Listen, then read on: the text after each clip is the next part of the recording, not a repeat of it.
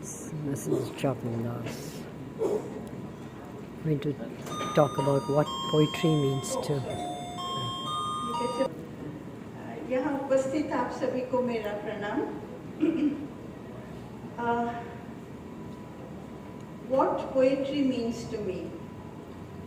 I don't remember when did I start writing poetry, but it began with my need to pour out my excitement, pain, anger, passion, dilemma, and concerns.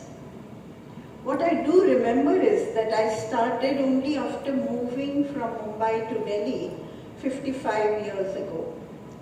I loved reading poems on nature, on humanity, on relationships between human beings, between people and natural phenomena. Wars and violence have always shaken me from within, and I have poured my pain through poetry. Since I write in Hindi, English and Gujarati, the first line, first word or a metaphor manifests in any of the three languages. My short stories are normally short and often metaphoric. As my sensitivity and sensibility kept growing and changing, my emotional expressions became more rhythmic, more poignant, and often ended on a positive note. I realized that external or internal vibrations are rooted in my mind, which always ponders, reacts, wants answers about happenings in the world where I have no control. I feel like a deeply disturbed spectator, and that too expresses itself in the form of poetry. Umashankar Joshi, one of our towering figures in Gujarati literature, says that poetry is the art of the ear.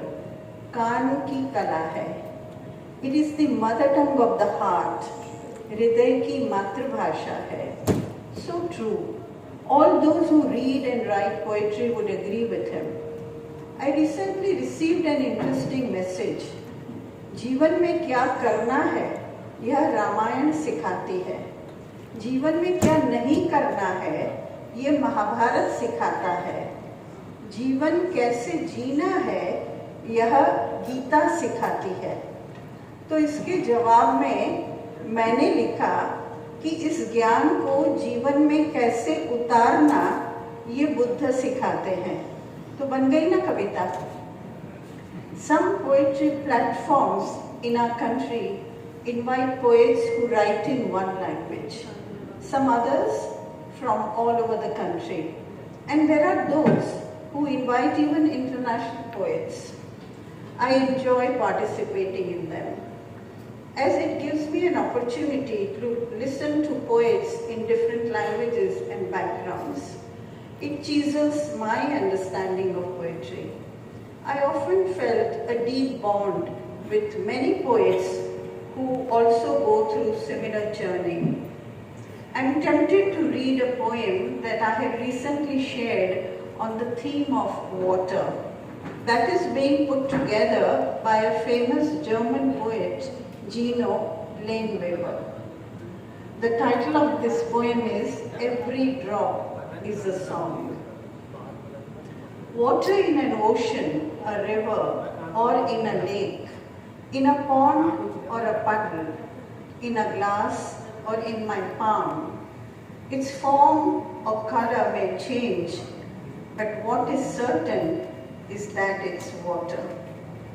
Each with its different sound. It roars, flows, trickles, or ripples. I hear the sound tap, tap, tap. Is it on the roof or in the bucket? Or maybe the woodpecker tapping a tree. My eyes could be overwhelmed.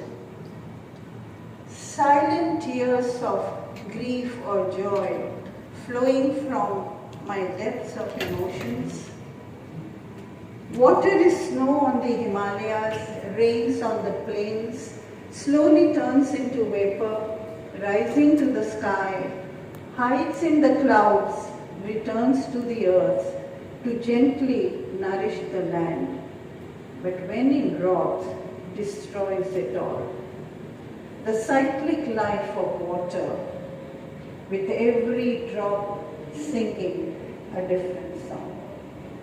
Very nice. Actually, I can't wait to see the book and read what others have written on water. Interestingly, Gino always requests poet to translate the poem in their mother tongue so that he can put it along with the English one. One day, my daughter Nandita said that, "Ma, why don't you publish all your poems as a book?" I had never even thought about it. But after she suggested, I started collecting my published poems. I chose around 30 from each language.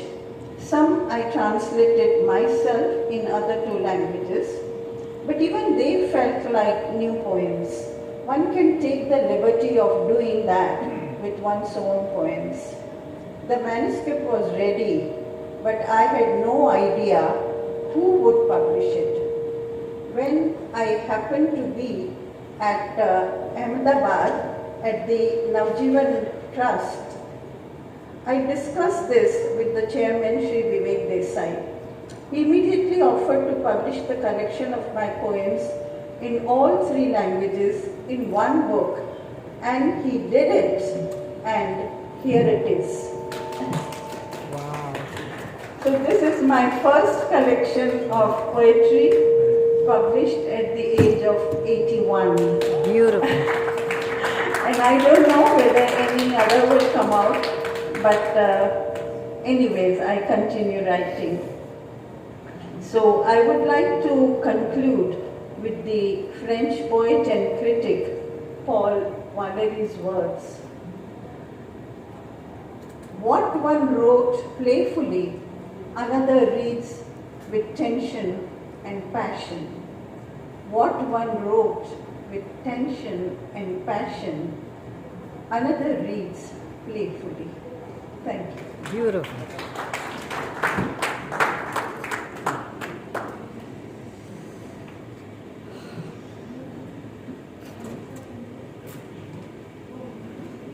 That's Chatan Das, ready to get up and go now. And that's Nandita Das, the daughter. And